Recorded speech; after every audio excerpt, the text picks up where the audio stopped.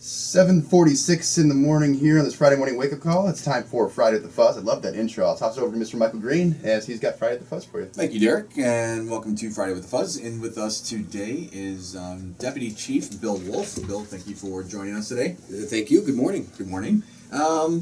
Chief Swoboda, he'll be back next Friday. Yes. So anybody who's listening that enjoys the Chief certainly hasn't been shortchanged with Anna, and I know you always do a great job. Well, so thank you for filling in. Best. No, you guys do great. And I joked with Chief Swoboda the last time. I said, once Bill's in, we'll forget about you. Just ask him to come back. And he's like, oh, yeah, you should do that. I'm like, no.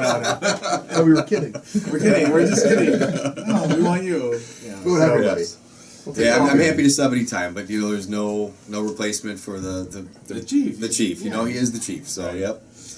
We had a couple things, but the big news this past week, obviously, was the snow. I think officially, was it like 19.3 inches in like a 24-hour period or something. And there was I believe they said it was the fifth largest snowfall ever in the Chicago area, and so it had a pretty significant impact on the city of Elgin operations and our police operations, and and it was kind of a longer storm too. I mean, there's started at 4 in the afternoon, and the day before it just kept going. Exactly, it kept going, and then it was complicated by the fact that it was during the Super Bowl, and so we were trying to get the word out, and it was all over the Chicago media. People stay home, don't go to your Super Bowl parties, but people still did, and so we had accidents involved and traffic issues and things like that. But I will say probably there was quite a few people that did heed the warnings, and so it could have been a lot worse if people all went out and were driving all over the streets, and so it wasn't as bad as it could have been because of people heeding the warnings, but it still had an impact on our operations. We take a lot of accidents calls. There's a lot of traffic hazards. People with cars in ditches, and so it does tax us because on the same time, all the other types of calls, domestic disputes and things, those don't stop while the weather is going on. So the accidents, the one thing there was a release put out about, I think it was from the city of Elgin, that there were 3 accidents involving snowplows. Yes, yeah, and that was kind of a that fluke. Was weird, right? Right, and it was all during that one snow event that we had that, and there is quite a few snow plows out there, and so it's not uncommon year after year that we have accidents involving snowplow just due to the sheer volume of trucks that are out there. But to have 3 during one short period of time was a little bit odd. One in particular was an officer or somebody who attempted to flee from an officer. Yes. He was eventually once caught and charged with speeding and drunk driving, as well as fleeing, eluding, reckless driving, things like that. Yes, but, yeah. Can you talk about that case at all? Well, just a little, in that particular situation, it wasn't a long drawn out pursuit, but an officer attempted to make a stop. The person took off, and shortly after they hit the snowplow. And in some ways, I guess we're happy it was a snowplow because they're big and heavy and it's not gonna do much damage. Right. It's not like in a house or another car. Exactly. Yeah. And so the person fleeing, took the brunt of the of the damage there, which is good. I'd hate to have it be poor citizen or something that was in the area. So we'd rather have hit a big old snowplow than somebody else. And we always talk about, and one of the questions always comes up, like when to stop a pursuit. Right.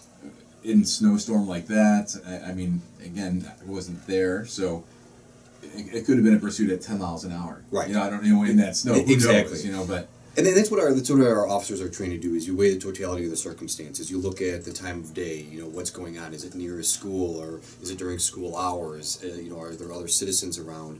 The weather conditions, how fast you're going. Because, if the pursuit's going 20 miles an hour and it's snowing, it may not be that big a deal. If the guy's going 50, 60 miles an hour, that changes things a lot. So, all those things are taken into consideration. And then, there's also sometimes, officers not sure, is this person just hasn't seen me yet, are they truly trying to get away from me?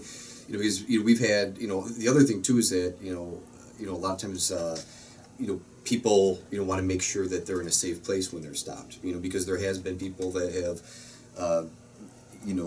I watched that in another city the other day, where the car had to have been going maybe 5 miles an hour. Right. And stopped at the stoplight to turn right, and the officer's behind him with the signal, the lights on, and the car turns right and then proceeds to go like 5 miles an hour, halfway down the block, and then pulls into a driveway, and then I was like, this is the funniest thing I think I've seen in forever.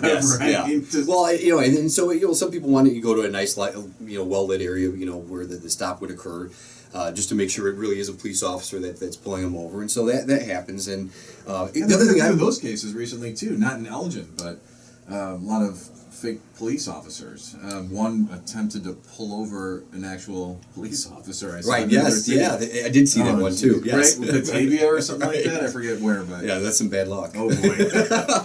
Well, the other thing too that I remember when I was on the street, that sometimes you would get is that people would, if they were like 3 or 4 blocks from their home, and you went to pull them over, they would try to get home. And it was almost like they thought home was Ghoul. Right. Like, okay, if I get into my driveway, then he can't touch me, which is not the case. It's not? Right. Come on.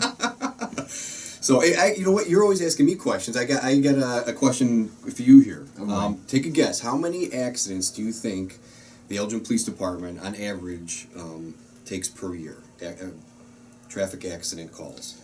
180,000 residents, right? Yep. Let's go with 360 accidents in a year. So you're guessing about 1 a day. How about 4,100 on average per year? 4,100 Yes. traffic accidents? Yes, which comes out to roughly about 11 per day. Gee. Yeah, and then actually we were looking at some of our snow events in the last couple of years, especially because you remember last winter was extremely brutal, and Christy actually pulled some of the stats. We'd one day, if you remember, the winter last year started early. We started in, basically in November of 2013 is when the winter really started hitting us. And that was actually November 25th, 2013 was one of our biggest traffic crash days that we could find going back. We took 60 accidents in one day in just our city. 2014, we had a day, January 10th, that we took 54 crashes. And so far this year, our biggest day has been 28 crashes. So it's a lot more than you would think, and it's a big part of what we do. 4,100 crashes. So typically, if an officer gets called to a crash scene, there's no typical crash. I mean, I'm sure each one has its very own, kind of heartbeat to it. Yes. But how long is an officer then pulled off of their other duties and responsibilities when they have to respond to a traffic crash? Right. Probably the average just general accident where there's not a lot of other things going on, where maybe somebody's not arrested, there's no DUI, things like that, and no injuries. It's about an hour. Wow. So you figure. And the officers work 10-hour shifts. They work 8-hour shifts. 8-hour officers, yeah. And so it takes an officer. That's a good part of their day. Yeah, it is, absolutely. And then if you have injuries, in the accident, that takes it to sometimes 2-3 hours, sometimes longer, depending on the seriousness of the injuries. Because not only that, to finish the accident report and everything else, the officers usually need to go to the hospital. And then sometimes, if there's injuries from both parties, they'll have one party go to one hospital, then go to the other hospital. So then you got to go to both hospitals and finish things. So it can be a big part of I know you're a big guy with technology too. How has technology helped to cut down on the time that it takes? I mean, 10 years ago, it wasn't an hour for an accident, right? Well, because they had to go back, write the report, they had to get it okayed. Now it's all done. Yeah, no, it is all done electronically. Right? Yep, and that's actually when we phased in our electronic reporting and everything. It used to bother me when I'd see the cop car pulled off to the side, and like the dome light on and.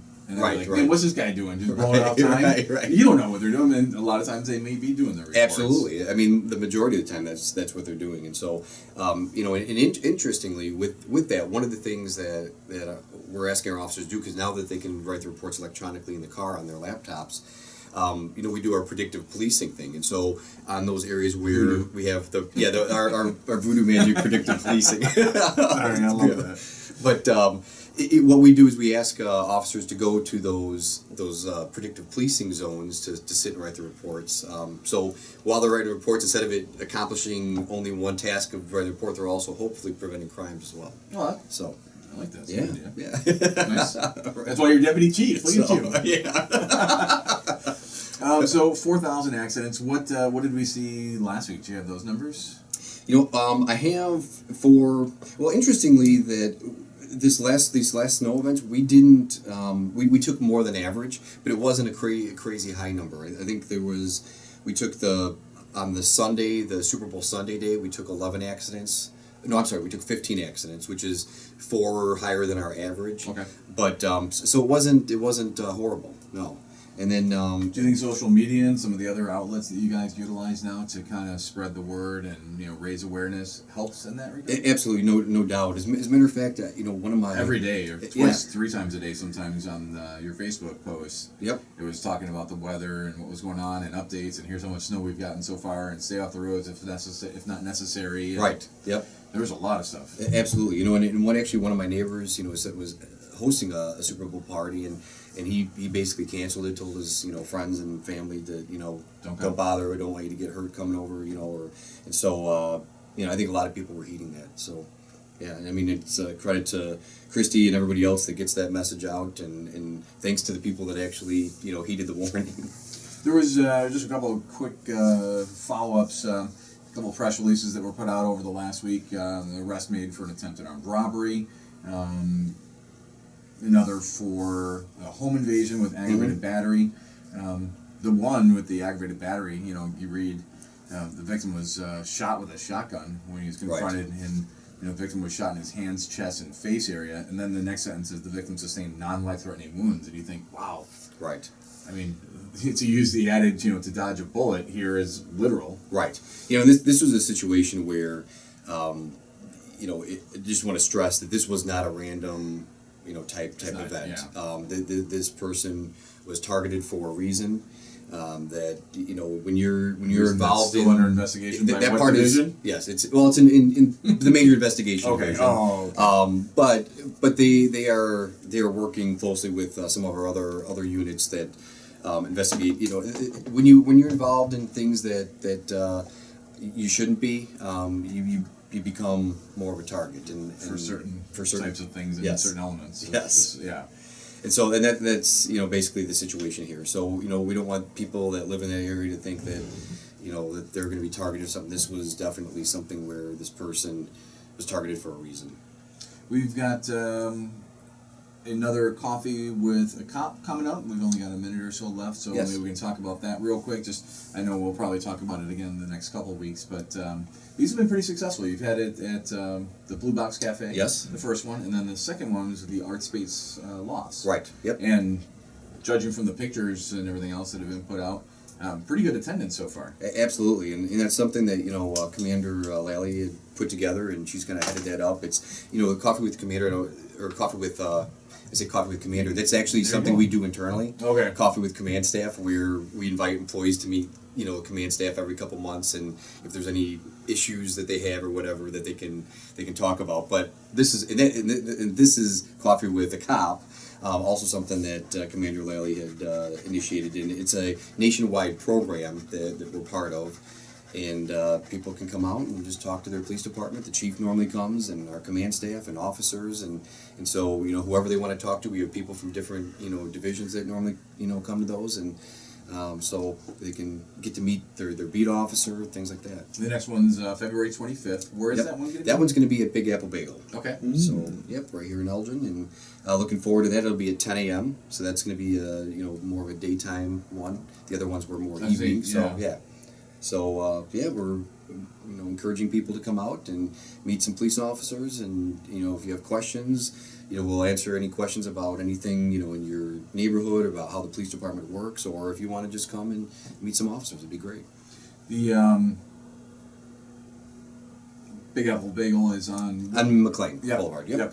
I know I've passed it dozens and dozens of times. Yep. Yeah. Just in the shopping center there, basically McLean and Wing. Yep. And it's facing north. Yep. It's on the south side of the road there. Yeah. All right. Well, thank you very much, Bill. I appreciate you coming in. We had Deputy Chief Bill Wolf with us, sitting in for Chief Swoboda this Friday. Chief will be back next Friday? Yes, he will, yeah. All right. Anything else you wanted to... you had to bring up before we... No, I think we covered it. Thanks for your time. And thanks for coming in. Yeah. Appreciate it. It's always a pleasure. All right, Bill. Thank you very much. Thank you. You're listening to AM 1410, WRMN. And Elgin.